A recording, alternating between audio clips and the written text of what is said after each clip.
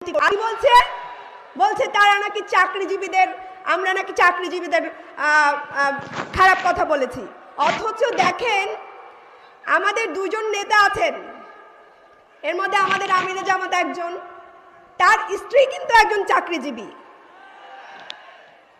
আর তাহলে সে শুধু তার স্ত্রী নয়, তার দুই কন্যা তারাও কিন্তু চাকরিজীবী। তাহলে এই যে একটা মিথ্যা অপপ্রচার, এবং এই অপপ্রচার দিয়ে আবার কিছু লোকজনকে দাঁড় করিয়ে এই যে একটা মিথ্যা চালানো, এর বিরুদ্ধে আমরা দাঁড়িয়ে গেছি না?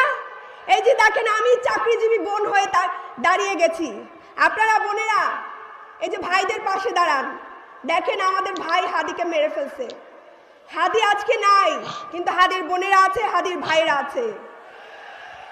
আমিরে জামাত কথা দিয়েছেন এই ঐক্যবদ্ধ বাংলাদেশ সরকারের জোট ক্ষমতায় আসলে তিনি মা বোনদের জন্য এমন সরকার গঠন করবেন যেখানে মা বোনরা রাত 11টার সময় বাইরে চলতে সেফ ফিল করবে।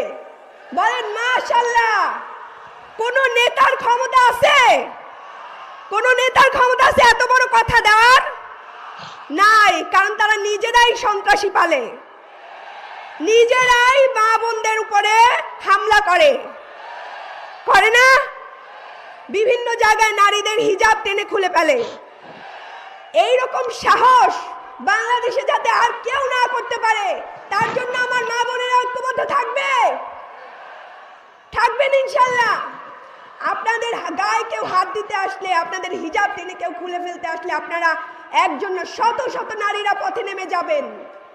এই পরিমাণ শক্তি আর সাহস কাউকে আর দিবেন না।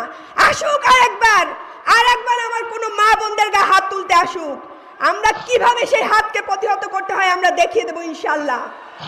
আমরা পারবেন না বোনেরা? শুনেন, হযরত শিফা রাদিয়াল্লাহু তাআলা আনহু ছিলেন, তিনি বাজার কমিটির পরিদর্শক ছিলেন।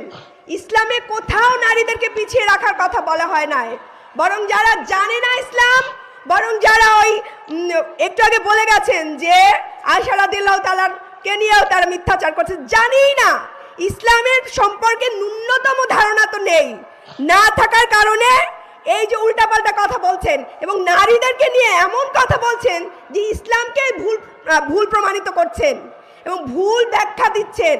আমরা তাদের সাথে নাই। আমরা সন্ত্রাসী চাঁদাবাজ দেখতে চাই না বাংলাদেশে।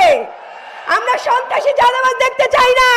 আমরা নারী নিপীড়কদের দেখতে চাই না। আমরা তাদের ফ্যামিলি কার্ড চাই না।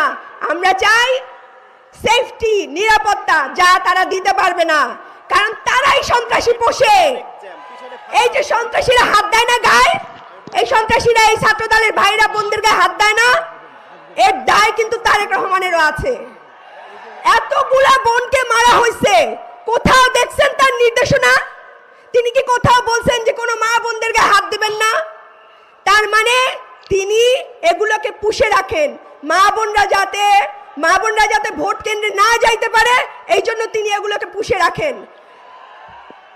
ইনশাআল্লাহ বাংলাদেশ ঐক্যবদ্ধ জোট সরকার গঠন করবেন এবং ইনশাআল্লাহ আমরা মা বোনদের জন্য এবং সকল মা বোনদের জন্য, শুধু বোরখা পরা মা বোনদের জন্য না, সকল রকম মা বোনদের জন্য আমরা একই সুযোগ সুবিধার আওতায় নিয়ে আসব।